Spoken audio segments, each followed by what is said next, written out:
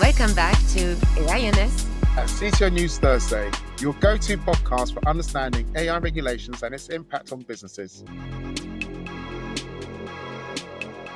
I am Marianne, co-founder of AI-Us, the premier European summit on responsible AI. We're gathering just 100 decision makers this October 2025 in Biarritz. At AI-Us, we help leaders cut through the noise, translating AI risks, regulations, and compliance into real, actionable business opportunities. Spots are limited, and you can RSVP on our website right now. And I'm John James Avedon, General Manager of IT Labs Group Limited. I am also the founder of CTO News Thursday. Today, we are thrilled to be joined by Nash Hughes, an innovation consultant and thought leader working closely with business leaders and enterprises to successfully integrate AI into their organizations.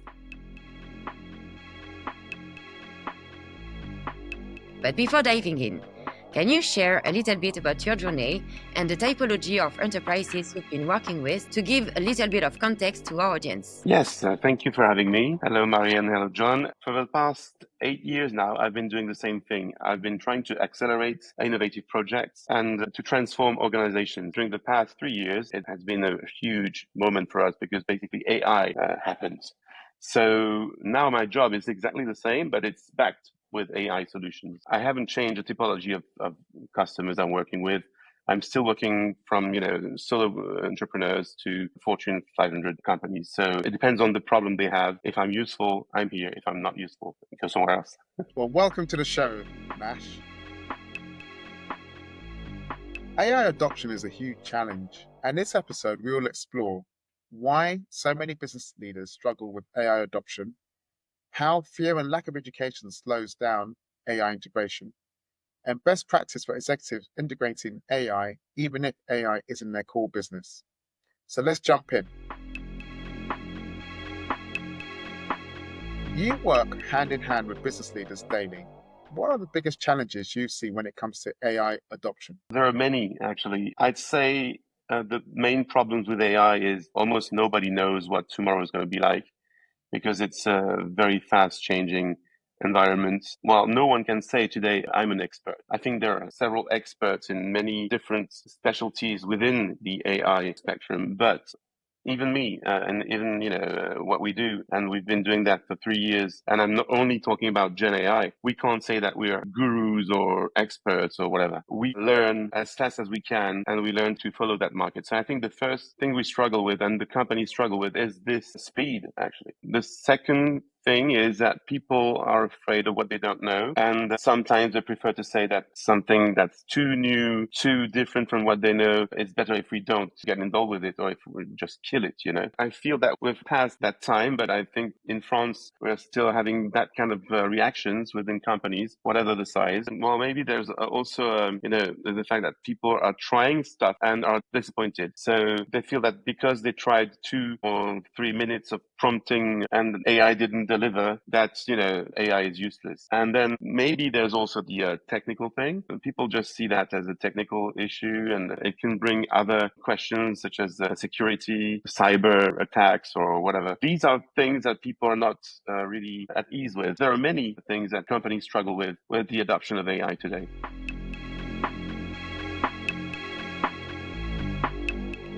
That's such an important point. A major challenge isn't just building AI, it's making sure people actually want to use it.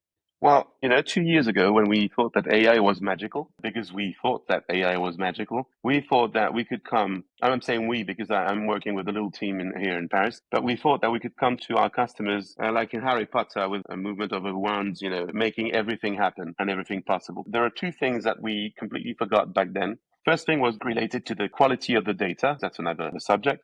And the second thing, the major one, was the human factor. And the human factor is exactly what you're talking about, is that you can have the best solution in the world. If people feel that they're diminished in a way by what you're bringing to the table, well, they won't adopt the solution. And we didn't realize that back then. And instead, when we finally realized it, we decided that instead of going for huge challenges and major changes in organizations, that we'd go from little use cases to little use cases one at a time, but making sure that we had the proper AI solution addressing the proper problem to get the onboarding of the right people. This is basically what we're trying to do since then, but it's really been quite a journey. So I think basically AI is not about forcing technology onto people. It's all about co-designing the right solution that make people's jobs easier and make them feel that they're empowered or augmented, and never at all diminished. Thank you for that. Nash, it kind of resonates with one of the biggest challenges that we hear about, which is fear. Fear of losing control, fear of job loss, and fear of AI making critical mistakes. Nash, how do you address this when working with clients? Well, first of all, people are hearing for 2 years that AI is the end of their job. So everyone is entitled to be a little frightened by the fact that maybe within a few months, their job is at least going to change or maybe disappear. And we can see already that some jobs are completely getting transformed. Let's talk about the developers or people dealing with customer services. Their job is already changing. But I think this is the way to say to people that they don't have to be afraid, because basically if you're getting to what they are dealing with every day and you're addressing their problems, AI is actually a good solution, and it brings something new to ease their pain or to do better things or help them maybe do them quickly. So we have to show people, and it takes a long time to educate people, but to see that it is not something that we have to be afraid of at first, and probably not even on the long run, because I think on the opposite, that if you learn how to use AI today, it's a security for you tomorrow to be able to not be replaced by a robot. This is the first thing. Second thing, I think companies, when they're dealing with AI, have to work on pedagogy too within the company, within the organization, by writing clear rules about how AI has to be used, using tools that can offer multiple players on one interface, which is rarely the case today, and things that makes the adoption easier and that make people understand that they don't have to fear anything. But it takes a long time to make people understand, not the people that pay, because they're only interested in the ROI actually, but the people who are going to use the solutions. It takes some time to have them, get on board and feel that it's going to be an asset and not something weird that they're going to have to deal with on top of everything else. Companies must invest in AI literacy. Leaders need to train employees not just on how to use AI, but also on how to challenge it every day. This actually resonates with one of our previous episodes, which looks at AI persuasion. And what we found there in that discussion was we understood that if people do not understand AI, they're more likely just to accept what they're being told. Yeah, you're right. AI adoption is about empowering professionals to explore, test, and also challenge AI decisions. But sometimes we forget about the challenging part. And the most you understand AI, the better you can use it to your advantage, and of course, use it properly and challenge the things that come up when you're asking anything to a GPT or chat AI.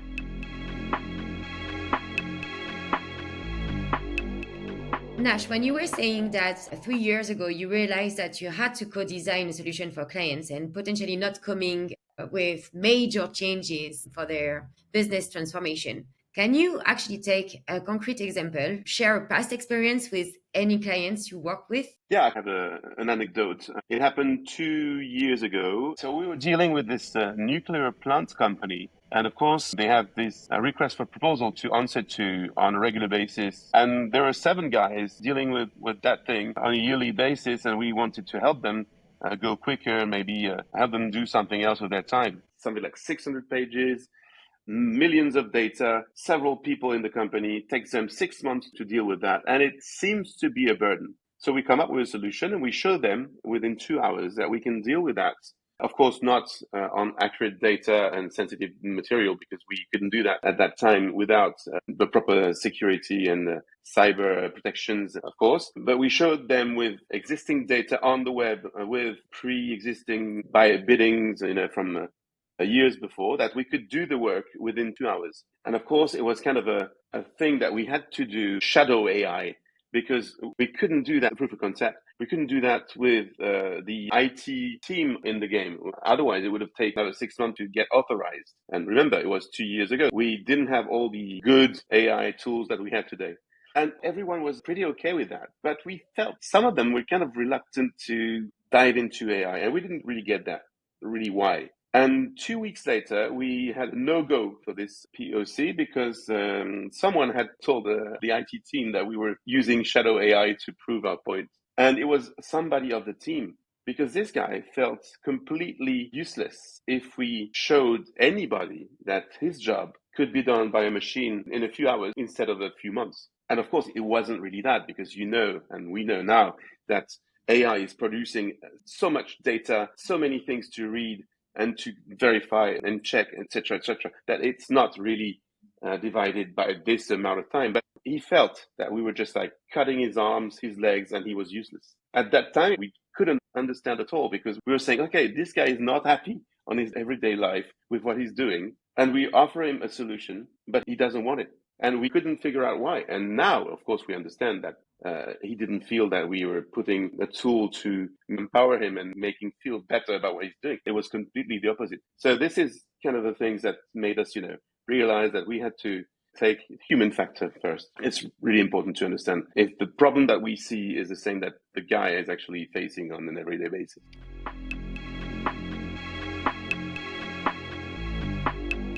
Now, let's talk solutions. Nash, what are the best practices for CEOs, executives, and decision makers integrating AI into their businesses? That's actually a pretty good question, and good question to have if you want to have an AI strategy. But what I recommend is first, don't build an AI any kind of AI in a vacuum co-design with users. It has to be something that you use naturally. It should be intuitive and not like an extra burden. So it means that you have to involve employees or stakeholders early in the process to get their inputs when designing the tools, the processes, maybe the rules I was talking about. What I want to make clear is that there is no user guide for that.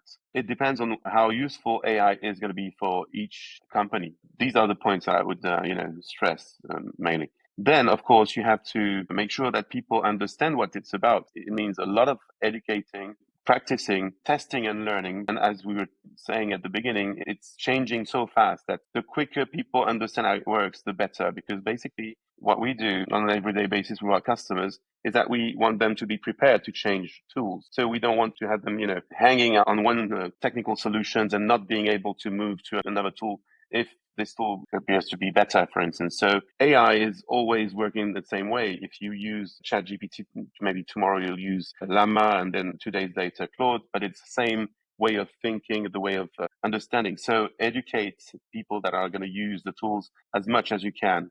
But education without practice is nothing, because it has to be related to a problem that you're addressing on an everyday basis, of course. And AI isn't magic. It's just another tool. So it's here to help people do what they can't do without it. Also made AI literacy part of the onboarding and executive training programs, of course. Then you've got always a question of make or buy. More and more, I'm going to the buying solutions, because people are getting better and better.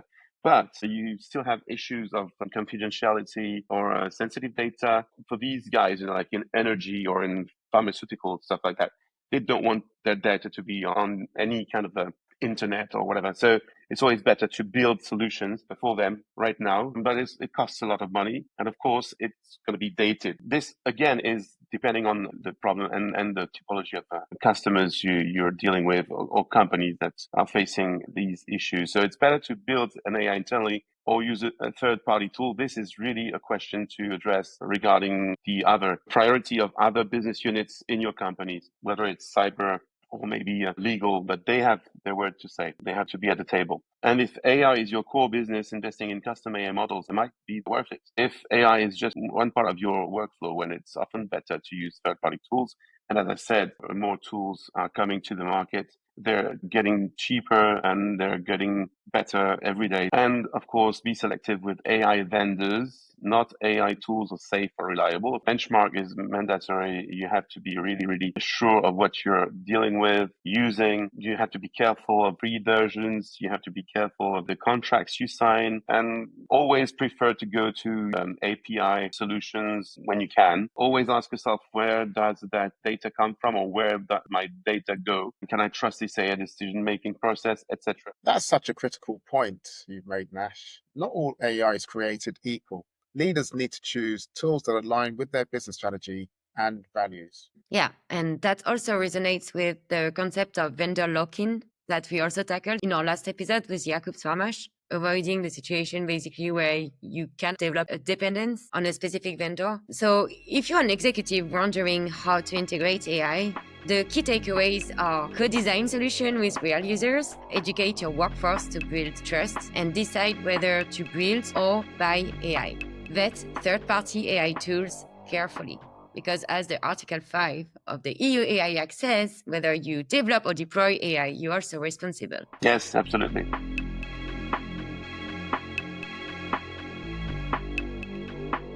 Nash, thank you so much for an insightful conversation.